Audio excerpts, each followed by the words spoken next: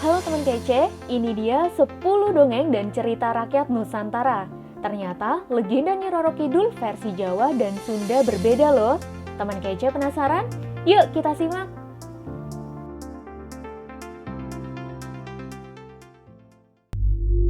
Legenda Nyi Roro Kidul. Alkisah, hiduplah Dewi Kandita, seorang putri cantik dari kerajaan Sunda Pajajaran. Ia anak satu-satunya dari permaisuri. Ayahnya Raja Mundingwangi sangat sayang kepadanya. Ayahnya ingin agar ia menjadi penerus tahta kerajaan.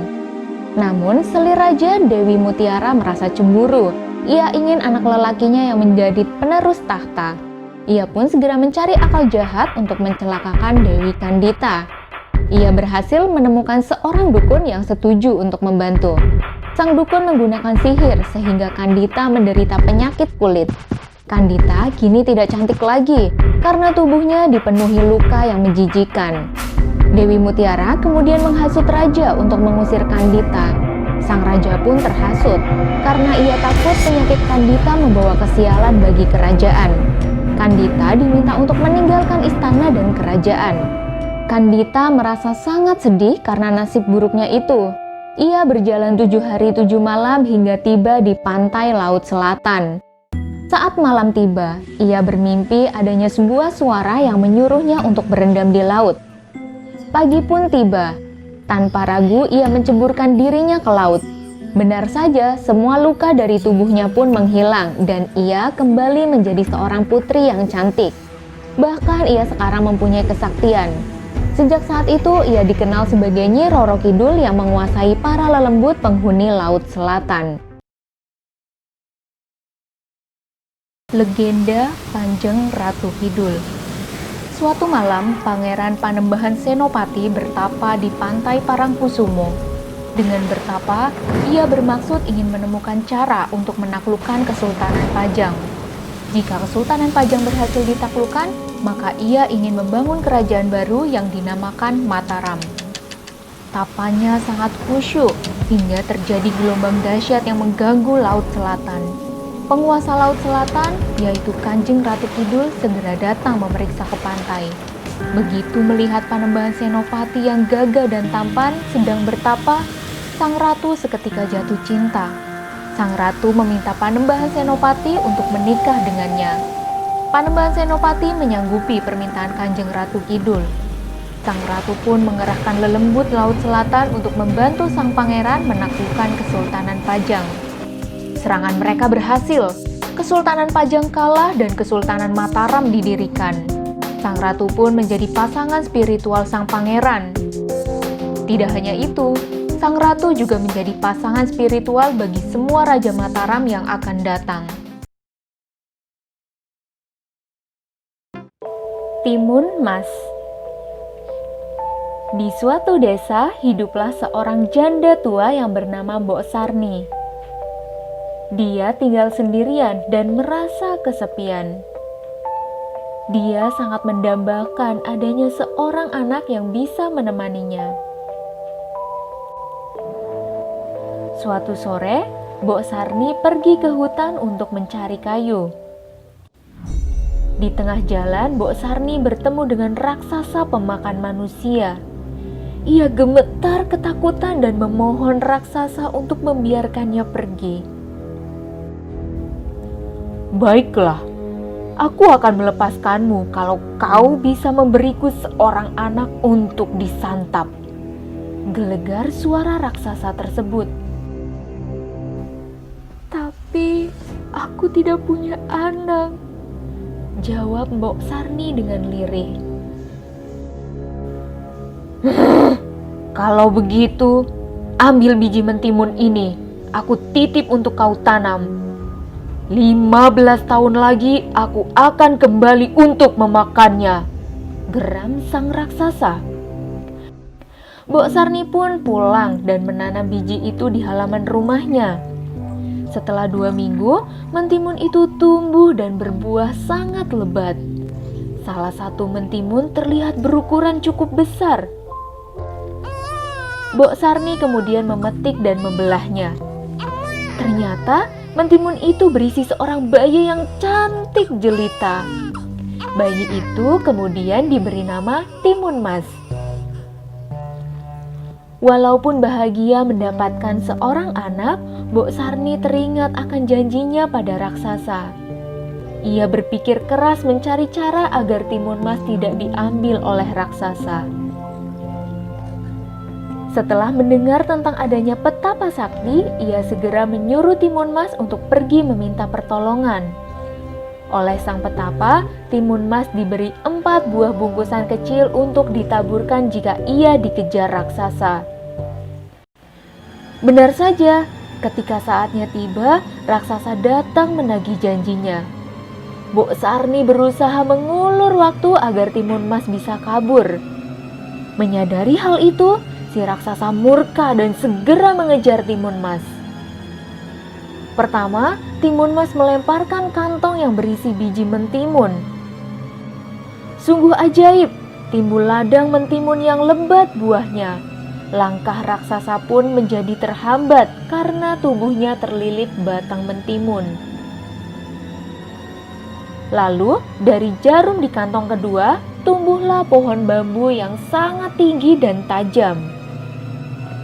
Kemudian, garam dalam kantong ketiga mengubah hutan menjadi lautan yang sangat luas. Namun, raksasa tetap saja berhasil terbebas dari hambatan dan terus mengejar Timun Mas. Ketakutan, Timun Mas pun melempar kantong terakhirnya yang berisi terasi. Dari situ terbentuklah lautan lumpur yang mendidih. Akhirnya sang raksasa terjebur di dalamnya dan mati. Timun Mas kembali ke rumah Mbok Sarni dengan lega. Mereka pun kini hidup berbahagia.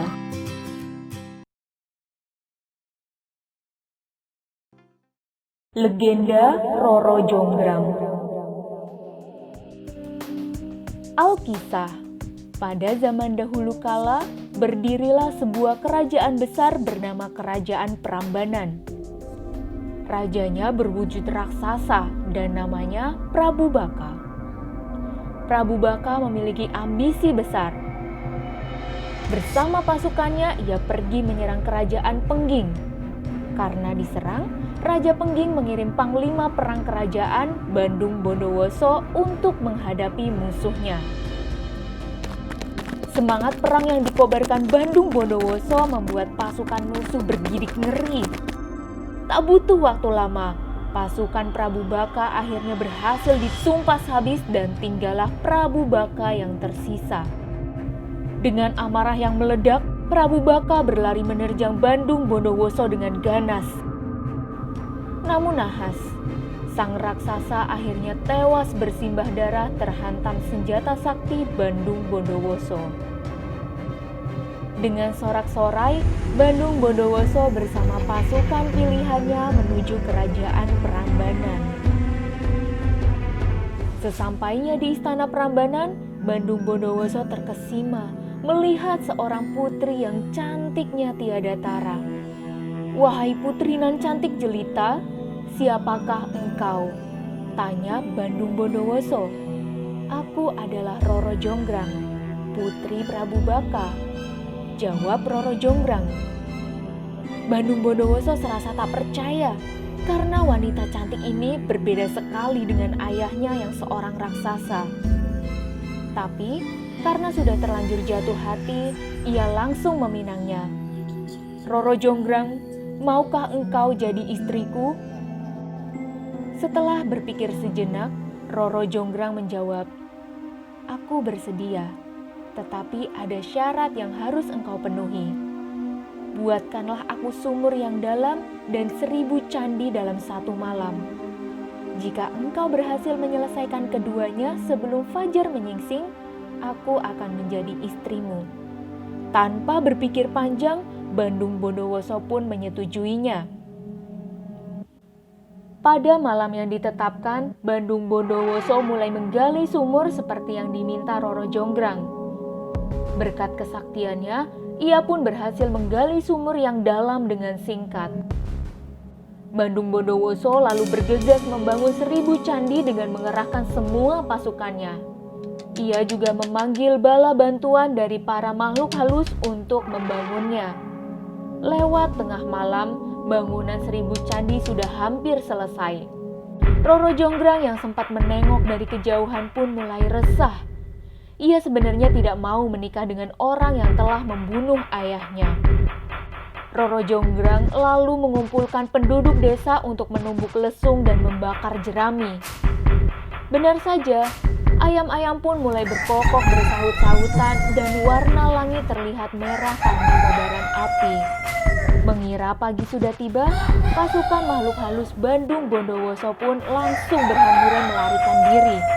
Roro Jonggrang lalu datang untuk menghitung jumlah candi. Ternyata kurang 1 candi lagi untuk bisa menjadi 1000 candi. Bandung Bondowoso tersadar kalau ia telah diperdaya Roro Jonggrang. Ia pun berang dan mengutuk Roro Jonggrang. Setelah dikutuk, Roro Jonggrang sungguh berubah menjadi arca yang menggenapi 1000 candinya. Arcanya kemudian dikenal orang sebagai Arca Roro Jonggrang. Malin Kundang. Pada zaman dahulu kala, hiduplah seorang janda miskin bernama Mande Rubayah dan anak lelaki satu-satunya, Malin Kundang. Untuk menghidupi keluarganya, Mande Rubayah bekerja membantu para nelayan memindahkan ikan-ikan hasil tangkapan ke daratan. Ketika Malin beranjak dewasa, ia berangkat merantau ke negeri seberang. Ia berjanji akan kembali ke desanya jika sudah menjadi saudagar kaya yang dapat membahagiakan ibunya. Di negeri seberang, Malin berhasil mengembangkan usaha dagangnya sehingga menjadi saudagar yang kaya. Ia pun mempersunting anak perempuan tetua setempat yang terpandang. Namun, karena malu, ia tidak berani mengaku pada keluarga istrinya mengenai asal-usulnya sebagai anak yatim yang miskin. Suatu hari, Malin dan istrinya berlayar ke desa asal Malin karena urusan dagangnya. Mande Rubayah ternyata masih hidup dan mengenali Malin dari jauh. Ia pun merasa sangat gembira dan berlari menghampiri Malin. Namun, Malin bersikeras untuk tidak mengakui Mande Rubayah sebagai ibunya. Mande Rubayah merasa sangat sedih mendengar kebohongan Malin. Ia pun berdoa pada Tuhan untuk menghukum anaknya. Selesai berdoa, langit pun tiba-tiba mendung dan hujan turun deras sekali. Tiba-tiba ada petir yang menyambar di depan kaki Malin. Seketika itu juga, kaki Malin mengeras jadi batu. Alangkah kagetnya Malin dan orang-orang di sekitarnya. Ia segera bersujud meminta maaf pada ibunya. Namun, nasi sudah menjadi bubur. Tubuh Malin pelan-pelan berubah mengeras hingga seluruh tubuhnya menjadi patung batu. Kisah si Pitung. Alkisah hiduplah seorang pemuda yang gagah pemberani di tanah Betawi. Namanya Pitung dan ia sangat gusar melihat kelakuan kompeni Belanda dan tuan-tuan tanah yang menindas rakyat miskin. Berbekal ilmu agama dan bela diri dari gurunya Haji Naipin, ia bertekad untuk membela kaum yang tertindas. Ditemani oleh Rais dan Ji, si Pitung merampok tuan-tuan tanah yang kaya yang berpihak pada kompeni Belanda. Hasil rampokannya lalu dibagikan ke rakyat miskin. Rakyat miskin menganggap si Pitung dan teman-temannya sebagai pahlawan. Namun tuan-tuan tanah yang dirampok melihat mereka sebagai pengacau. Para tuan tanah itu pun menyewa para centeng atau tukang pukul bayaran untuk memberi mereka pelajaran. Sungguh hebat, si Pitung berhasil mengalahkan semua centeng yang dikirim tuan-tuan tanah. Para tuan tanah yang resah akhirnya mengadu pada kompeni Belanda. Kompeni Belanda mengirim pasukan untuk memburu si Pitung. Namun si Pitung berhasil mengelak dengan berpindah-pindah tempat. Janji imbalan yang besar untuk memberi informasi tentang si Pitung pun tidak dihiraukan rakyat Betawi. Tak habis akal, kompeni Belanda berusaha menjebak si Pitung agar datang dengan sendirinya. Caranya yaitu dengan menangkap dan menyiksa Haji Naipin dan orang tua si Pitung. Karena tidak tega, si Pitung pun menyerahkan diri dan segera dibunuh oleh kompeni Belanda. Setelah meninggal, sosoknya selalu dikenang oleh rakyat Betawi sebagai pembela kaum yang tertindas.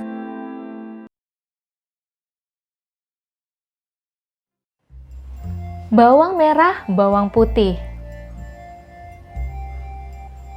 Alkisah. Di sebuah desa hiduplah seorang kepala keluarga dengan 2 istrinya. Anak dari istri pertama bernama bawang putih, dan anak dari istri kedua bernama bawang merah. Suatu ketika, sang ayah meninggal, lalu diikuti oleh istri pertamanya. Bawang putih ditinggal sendirian dengan ibu tiri dan saudara tirinya. Tanpa ayah dan ibunya, ia diperlakukan dengan semena-mena oleh mereka.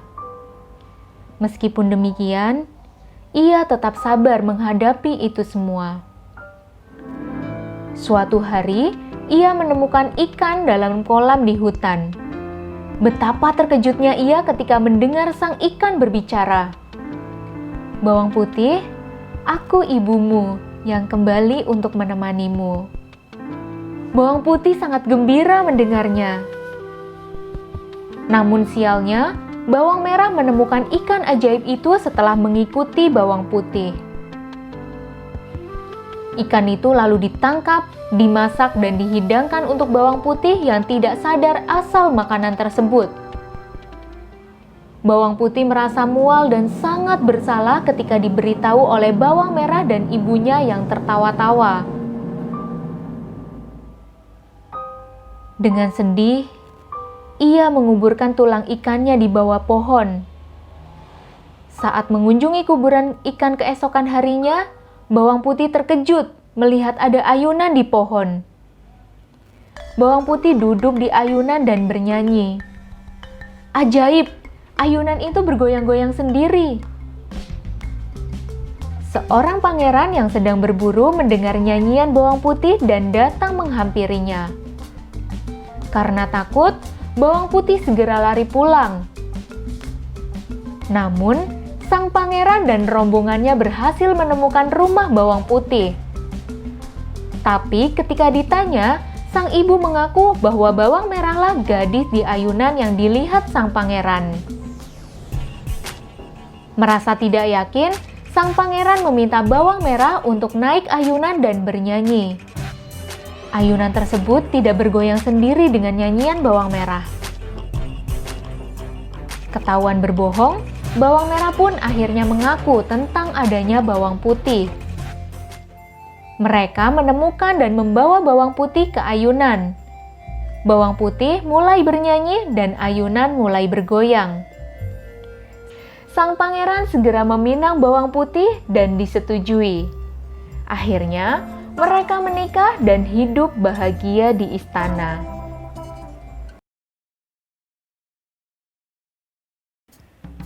Ande-ande lumut. Pada zaman dahulu kala, Raden Panji Asmarabangun dan Dewi Sekartaji menikah untuk menyatukan kerajaan mereka, yaitu Jenggala dan Kediri. Suatu hari, kerajaan diserang musuh hingga suami istri ini terpisah. Sekartaji melarikan diri dan menyamar sebagai gadis kampung di desa yang jauh. Ia diangkat anak oleh janda kaya bernama Nyai Intan. Nyai Intan mempunyai 3 anak perempuan yang bernama Kelenting Merah, Kelenting Ijo, dan Kelenting Biru. Sekartaji yang sekarang bernama Kelenting Kuning diperlakukan dengan semena-mena oleh keluarga angkatnya. Sementara itu, Panji Asmarabangun berhasil mengusir musuhnya.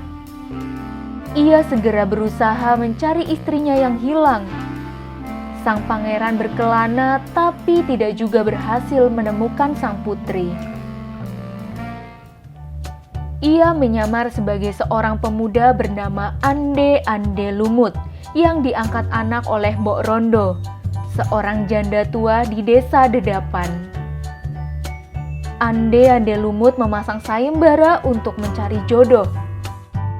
Banyak gadis datang untuk menjadi istrinya, namun semua ditolak. Tidak ketinggalan, Anak-anak Nyai Intan pun mendengar tentang sayembara itu dan ingin ikut serta. Hari itu kelenting merah, hijau, dan biru berangkat menuju desa Dedapan. Kelenting kuning ditinggal. Sebelum sampai, jalan para gadis itu terhalang sungai. Ketika bingung mencari jalan menyeberang, seekor kepiting raksasa bernama Yuyu Kangkang menawarkan diri untuk membantu.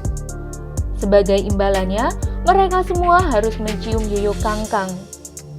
Gadis-gadis itu setuju saja dan berhasil diseberangkan dan tiba di rumah Mbok Rondo. Akan tetapi, Ande-ande Lumut menolak mereka semua dengan alasan telah mencium Yuyu Kangkang. Setelah ditinggal, kelenting kuning pergi ke sungai dan bertemu dengan bangau ajaib. Sang bangau berpesan agar kelenting kuning ikut sayembara. Ia juga memberi sebuah cambuk sakti kepada kelenting kuning. Kelenting kuning segera menyusul saudara-saudara tirinya. Ia pun bertemu Yuyu Kangkang dan diminta untuk menciumnya. Kelenting kuning menolak dan memaksa Yuyu Kangkang untuk membantunya dengan ancaman cambuk sakti. Alhasil, kelenting kuning berhasil tiba di tujuan tanpa harus mencium Yuyu Kangkang. Begitu sampai, ia dinobatkan sebagai pemenang sayembara. Ande-ande Lumut berubah kembali menjadi Panji Asmara Bangun dan kelenting kuning menjadi Sekartaji. Mereka kembali ke kerajaan Jenggala dengan memboyong Mbok Rondo.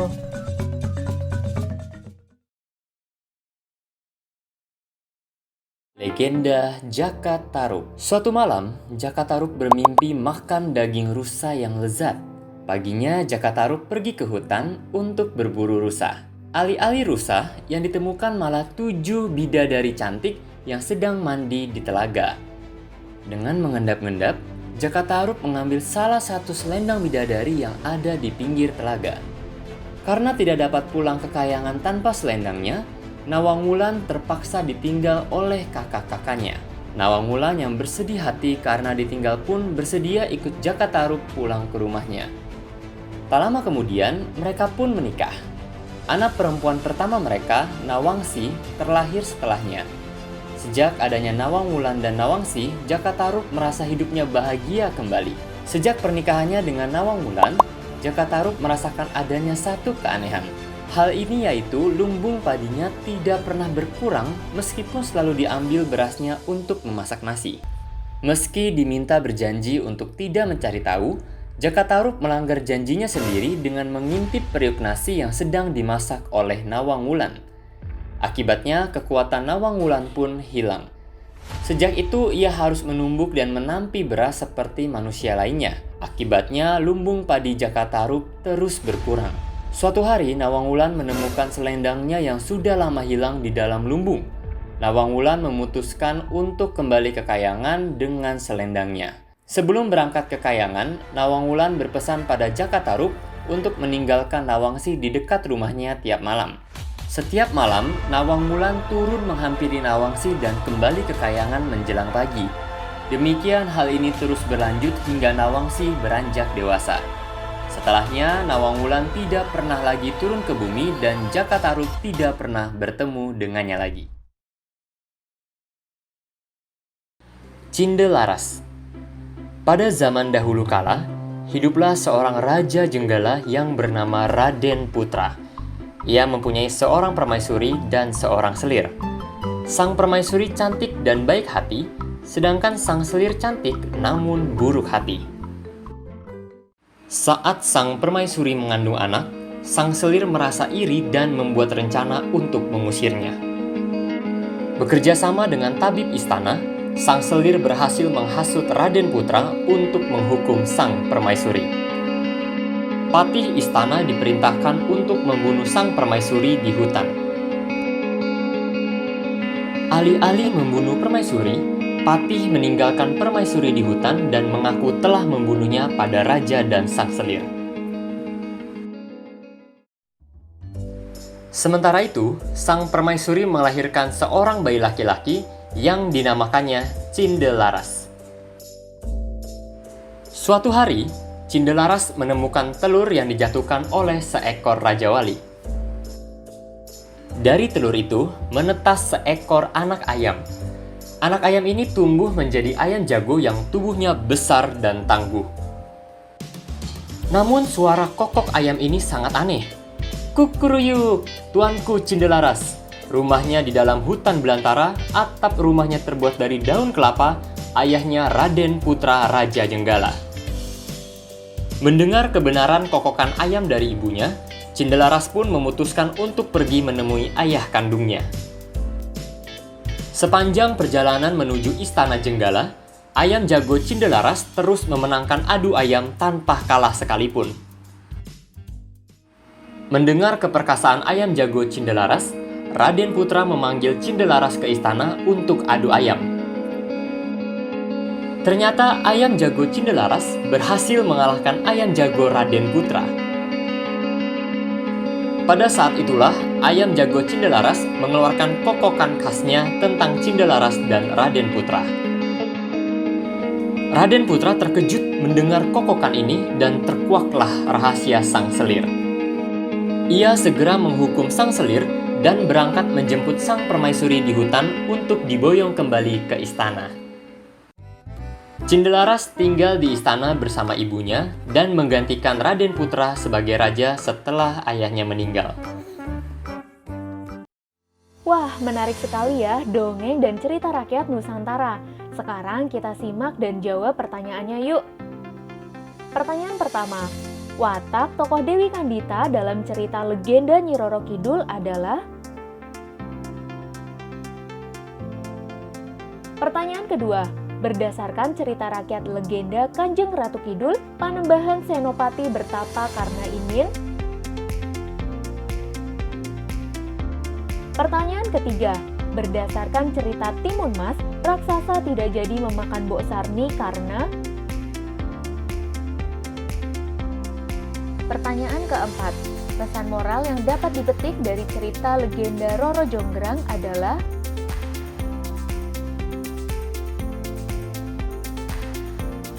Pertanyaan kelima, amanat yang terdapat pada cerita Malin Kundang adalah? Pertanyaan keenam, watak tokoh Si Pitung dalam cerita adalah? Pertanyaan ketujuh, menurutmu, mengapa ada ikan ajaib dan ayunan ajaib di cerita Bawang Merah, Bawang Putih?